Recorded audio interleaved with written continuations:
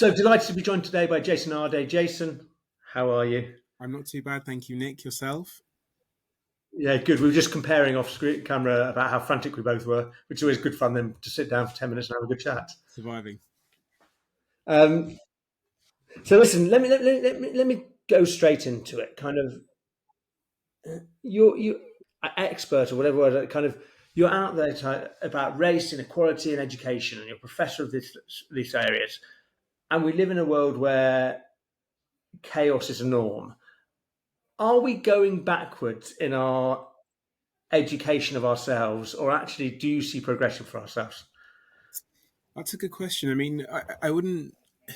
We've probably stagnated rather than kind of going backwards or forwards necessarily. We've kind of stagnated and we're kind of submerged in a bit of a quagmire at the moment of just toxicity, fractiousness, and kind of identity politics. So part of the role of people trying to mobilize this agenda in a positive way, I guess, is one, to provide some stability, and two, to provide some forward momentum in terms of what we can do Mm. differently. And I guess a lot of my work focuses on how we can cohesively and collectively achieve that forward momentum.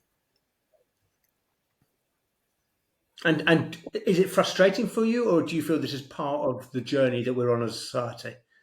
No, I think it is that there's a frustration that can boil over, but it's about how you channel that frustration and kind of thinking about the productivity that can come from that frustration. And it's really where we are as a society at the moment. But it's this innate belief that I have, which is almost tacit, that human beings are capable of great things. And that belief is what propels me to really kind of think, okay, if we all got our act together, we could move this ship, we could steer it in the right direction.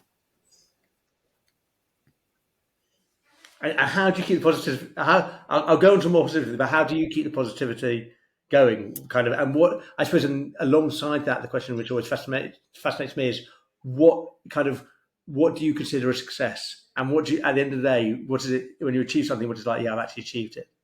Yeah, no, it's a great question. So, in terms of the positivity, Nick, I guess the thing that always inspires me is the fact that there are acts of kindness, acts of love, acts of generosity that do transcend, I think, which is slightly idealistic maybe, the difficult things that happen in our society. And those are the kind of things I try and hold on. On top of that, there is a critical mass of people motivated and geared towards trying to create societal harmony. And for me, that's an important thing. So it's really about aligning yourself with those people, but at the same time recognizing that there will be difference and Mhm. there is a friction in that. That is healthy. It is healthy for people to disagree on things, but there are harmonious ways to disagree and more constructive ways to disagree. And I think part of my mission is really to facilitate constructive ways of disagreement, but more importantly, finding amicable ways of kind of problem solving, that benefit all of us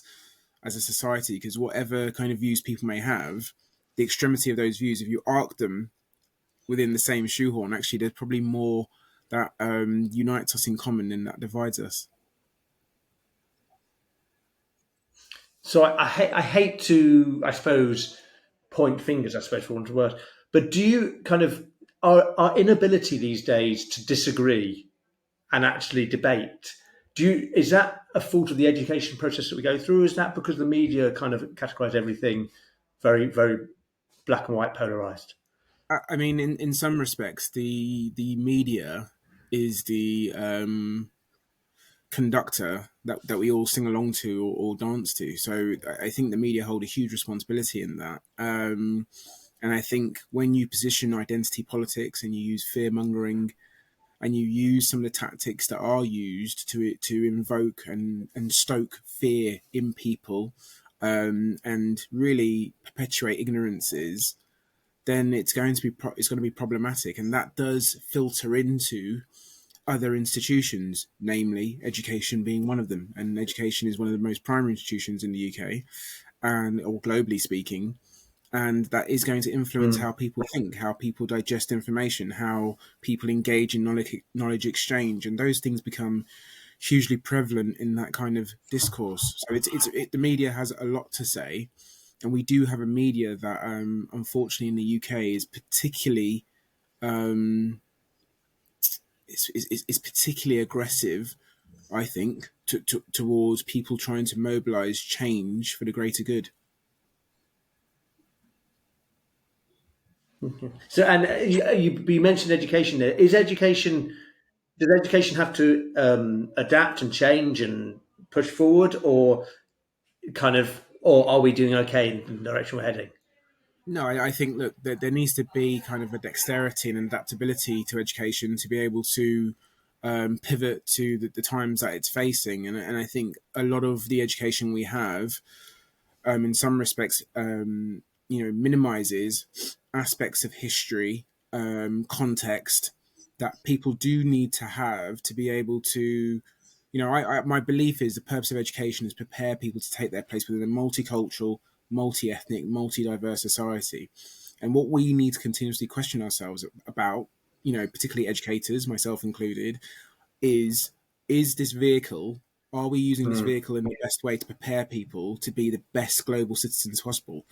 And while I don't think it's an absolute horlicks, I do think that there are areas of improvement, and we do need to focus on beyond just the academic part. How do we create how do this kind of conveyor belt of creating better human beings to take their place in the world? Because in some respects there is a conveyor belt nature about education, because fundamentally we are preparing people to join the labour market and join society. So it's kind of really thinking about how do we equip people with that toolkit and the best tools available and the best instruments available to navigate the society Mm. that they will face. And part of that is that you do meet a myriad of people through varying populaces, globally speaking, and it's important to have that kind of range of thinking and that range of inclusive thinking, more importantly.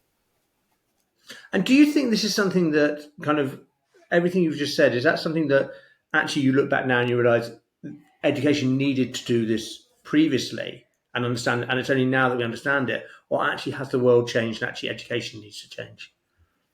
No, that's the thing. I think the world has changed. I think there are so many things politically speaking, and politics very much dictates what happens within society. And I think that in some respects, education has been left behind. But part of that is the ever changing nature of kind of politics and the world as we know it, almost makes it pretty difficult for education to be abreast of that. But what Mm. education does need to be, to use a rugby term, it needs to be within a heel tap of those kind of shifting sands in terms of the world. So it does need to be within a heel tap, and part of that is modernizing beliefs and value systems as often as possible with regards to educators. And as a society, we all need to kind of modernize our beliefs and value systems, and also recognize the marginal error that occurs in terms of people will arrive at that destination at different points. Mm. But importantly, there needs to be this thinking around how do we kind of think around ideas around belonging, identity, who is allowed to belong, who is allowed to identify, and who is allowed to occupy these spaces. And it's incumbent upon all of us to create spaces where all types of people are able to belong, regardless of race, religion, or any other intersectional factors. And most importantly, that sense of identity. It's a closed membership, and we need to ensure that we widen the parameters of that membership so that all people feel a sense of inclusion in that space. Okay, so I think on that note, it's a perfect note to say thank you so much, Lee, for your time and been a pleasure speaking. All right, thank you so much, Nick. Thank you.